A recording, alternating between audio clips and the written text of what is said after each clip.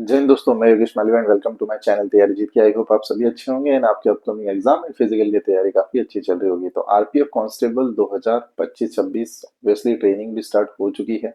Still अभी भी काफी बहुत सारे डाउट है। नई वैकेंसी को लेके काफी लोग क्वेरी रख रहे हैं कि कब तक नई वैकेंसी आने के चांसेस है।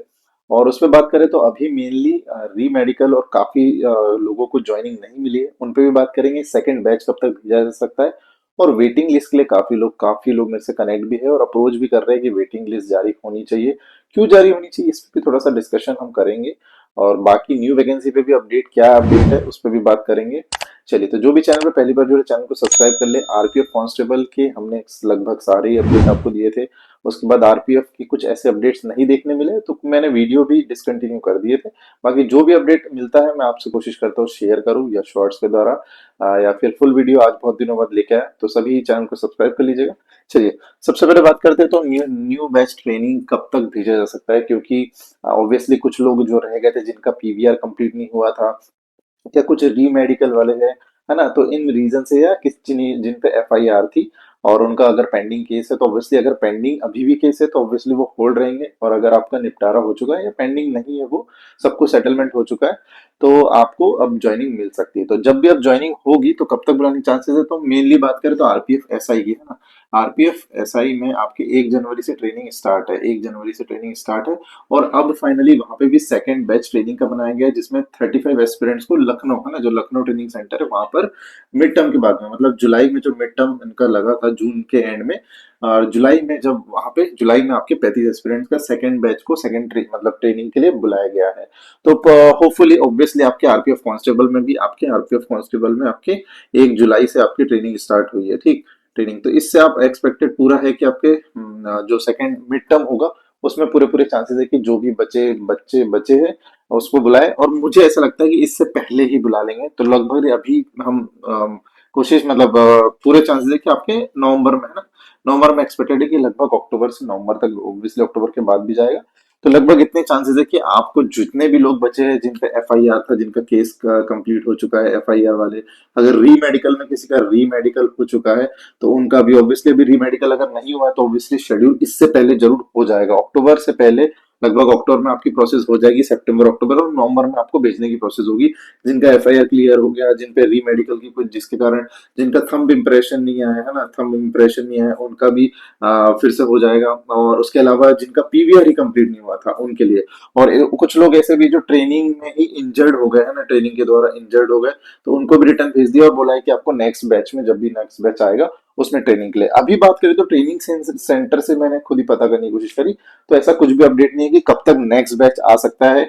ना आरआरबी के पास कोई जवाब है रिगार्डिंग आपके नए बैच के लिए। बट एक्सपेक्टेड ऑब्वियसली, जैसे आरपीएफ एसआई की जैसे प्रोसेस हुई है, कहीं ना कहीं आरपीएफ कांस्टेबल की भी सेम प्रोसेस चली है।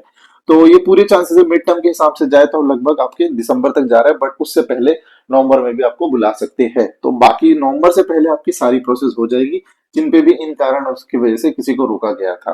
अब बात करें वेटिंग लिस्ट पे भी थोड़ा सा डिस्कशन में करूंगा, तो होपफुली आपका डाउट क्लियर हो गया होगा। काफी लोग सेकंड बैच के लिए कमेंट कर रहे थे। बाकी हम न्यू वैकेंसी पे क्या अपडेट है वो भी बात करेंगे। वेटिंग लिस्ट की बात करें तो वेटिंग लिस्ट ऑब्वियसली काफी सीट्स वेकेंट जा रही है। आपकी टोटल वैकेंसी की बात करें तो 4205 है। ट्रेनिंग पर कॉलिंग जो शेड्यूल आया था वो 3950 का आया था। तो लगभग यहाँ पे 255 लोग ऑलरेडी, मतलब या तो अनफिट हुए हैं मेडिकल में, या तो अपसेंट हुए हैं। अपसेंट और अनफिट ही ये 255 है जिनको बाहर किया गया है। अनफिट भी किसी में परमानेंट, किसी को अनफिट कर दिया गया है। और जनरली जो री मेडिकल भी ले रहे हैं, जनरली थोड़ा सा रेशियो देखा मैंने तो अनफिट का ही रेशियो जा रहा है। नेक्स्ट बात करें तो लगभग जो सेंटर से हमने पता किया, ओवरऑल पूरे सेंटरों से, ट्रेनिंग सेंटर से 2 फीमेल है और 10 मेल। आपके पूरे सेंटर से पता करने पे लगभग 554 लोग अपसेंट हो रहे हैं। ये अपसेंट होने, मतलब ट्रेनिंग पे ही नहीं पहुंचे, उसके अलावा जो पहुंचे भी है लगभग, तो उसमें से भी काफी लोग, किसी ने रिजाइन दे दिया है, कोई भग के आ गया है, कहीं ना कहीं वो छोड़ भी रहा है, क्योंकि किसी ना किसी का कोई स्टेट पुलिस में हो गया है, या और कोई जॉब में, या सेंट्रल की किसी जॉब में, या रेलवे के कोई एनटीपीसी, या फिर और कोई विभाग में हुआ है। तो कहीं ना कहीं वो लोग भी अब लीव कर रहे हैं। तो लगभग यहाँ वेकेंट हम देखें तो लगभग 600 से 700 वैकेंसी अभी इसमें वेकेंट देखने मिल रही है। और उसके अलावा जो ये है पर्सन, वो अभी कहीं ना कहीं जब इनका चीजें हो जाएगी तो सेकंड बैच में जाके ज्वाइन करेंगे। तो इससे हम मान सकते हैं कि लगभग ये जो 250 है, और उसके अलावा यहाँ से लगभग 500 लोग, तो लगभग यहाँ पे ओवरऑल देखें अगर कुछ लोग अगर सेकंड बैच में जाते भी तो मोटा मोटा 500 सीट तो अराउंड अराउंड आपकी वेकेंट हो रही है। ठीक, अब डिस्क्रिप्शन में मैं आपको लिंक दे दूंगा, एक व्हाट्सएप ग्रुप है, वहां पे ऑब्वियसली अभी केस भी लगाया है।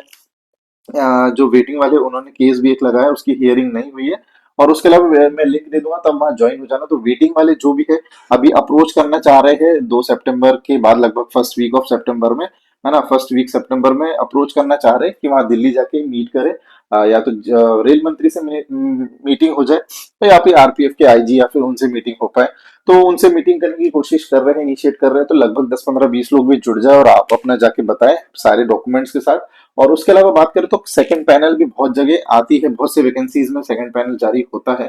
और इसमें सीट्स खाली है तो ऑब्वियसली आना चाहिए। अभी एनटीपीसी की बात करें, टेक्नीशियन की बात करें, ग्रुप डी की बात करें, एएलपी लोको पायलट, तो सभी में सेकंड पैनल कहीं ना कहीं जारी होता है। ऑब्वियसली नोटिफिकेशन में, आरपीएफ के नोटिफिकेशन में देखे तो नहीं मेंशन है। और इवन आरपीएफ एसआई में भी देखे तो अभी कोई सेकंड पैनल उसमें भी जारी नहीं हुआ है।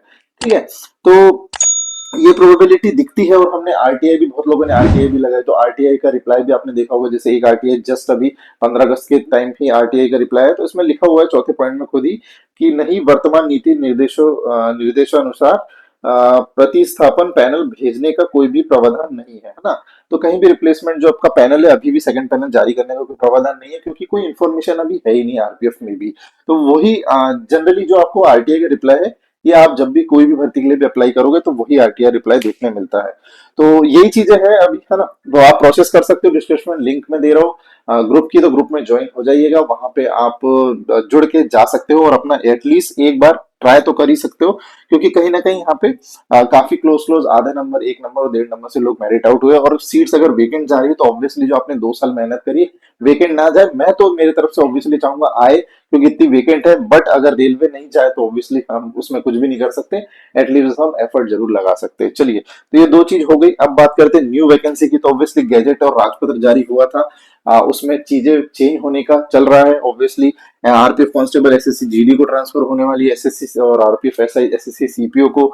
इसमें एज की बात करें तो अभी तक जो एज थी 28 से 23 थी, वो आपकी 28 से अब 25, सॉरी 25 थी, और अब 23 होने वाली है ना।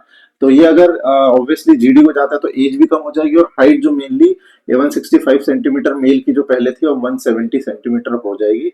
और फीमेल की तो आपकी 157 सेंटीमीटर पहले भी थी और अभी भी हुई है। तो हाइट में मेल को और एज, ये 2 फैक्टर सबसे बड़े चेंज हो जाएंगे। और उससे काफी लोग जो वर्दी का जिनका सपना होता है, जिनकी हाइट कम होती है, उनका सपना मतलब रह जाता है। अगर उन्हें वर्दी पहनना है तो आरपीएफ ही एक ऐसी फोर्स थी जिसमें वो जा सकते थे।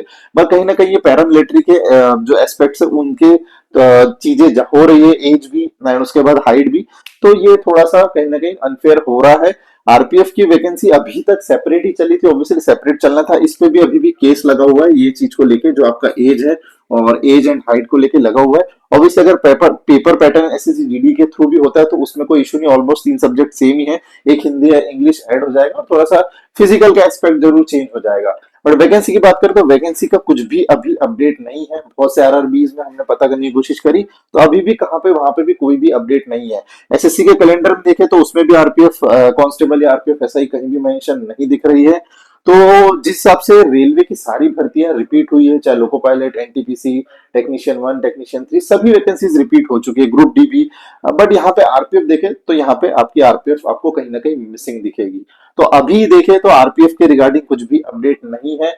हो सकता है कि उसी पुराने इस पे 165 सेंटीमीटर हाइट पे ही नोटिफिकेशन आ जाए।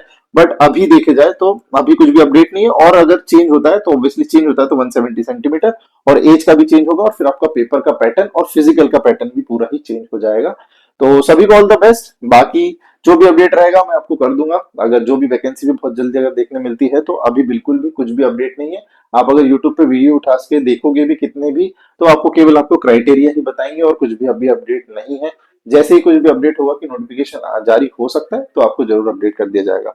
बाकी मैंने कोशिश करी सारे पॉइंट कवर करूं, तो चैनल को सब्सक्राइब कर लीजिएगा। आरपीएफ से रिगार्डिंग चाहे और कोई भी वैकेंसी हो, भी दिल्ली पुलिस हो और या फिर एमपी पुलिस, बहुत जल्दी एमपी पुलिस, एमपी कांस्टेबल आने वाले। अभी जस्ट जेल पे फॉरेस्ट गार्ड का रिजल्ट आया एमपी में। तो जिनको भी फिजिकल करना है हमारे साथ शॉर्ट फिजिकल एकेडमी के साथ जुड़ सकते हो।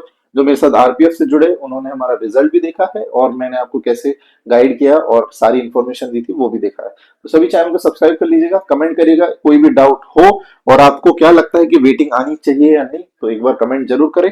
और सेकंड पैनल भी, ओ सॉरी, सेकंड बैच भी ट्रेनिंग का जरूर बनेगा। थोड़ा सा आपको पेशेंस रखना होगा, कहीं ना कहीं जब कोई ना कोई चीज आपके कारण रुका गया है तब आपको लेट ही ज्वाइनिंग मिलेगी। तो चैनल को सब्सक्राइब करें, वीडियो को ज्यादा से ज्यादा शेयर करें। मिलते हैं नेक्स्ट वीडियो में, तब तक के लिए जय Hind, Vande Mataram, stay safe, stay positive.